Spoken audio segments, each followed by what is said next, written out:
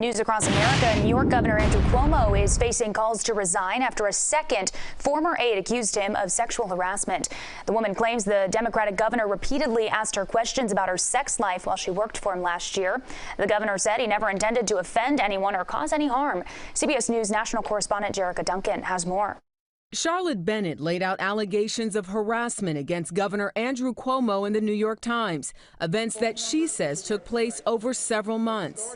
In one encounter last June, Bennett said Cuomo asked if she was romantically involved, whether she was monogamous in her relationships, and if she had ever had sex with older men. The 25-year-old former executive assistant added, "I understood that the governor wanted to sleep with me and felt horribly uncomfortable and scared." Yesterday, the governor apologized, writing, "I now understand that my interactions may have been insensitive or too personal.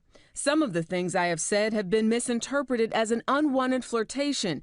To the extent anyone felt that way, I am truly sorry."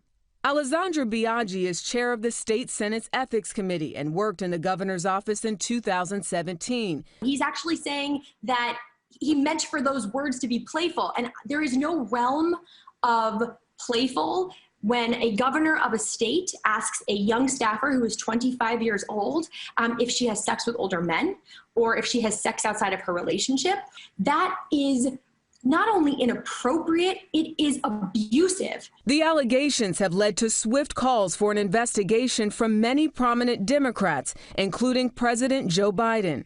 President Biden has been consistent that he believes that every woman should be heard, should be treated with respect and with dignity. New York Attorney General Letitia James will lead that investigation into Bennett's claims and those of another former aide, Lindsey Boylan. In a post last week, Boylan alleged Cuomo once kissed her on the mouth without permission. Cuomo has denied all of Boylan's claims. That behavior from the governor is the exact behavior that prevents us from having good governance. It impacts policy. The lack of just being able to acknowledge that either mistakes are made or that certain behavior is harmful to others is highly problematic of someone who holds the office that is the highest office of the state of New York.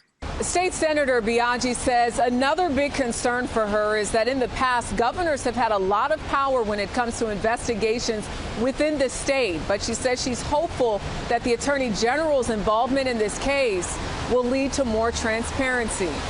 Jerrica Duncan, CBS News, New York.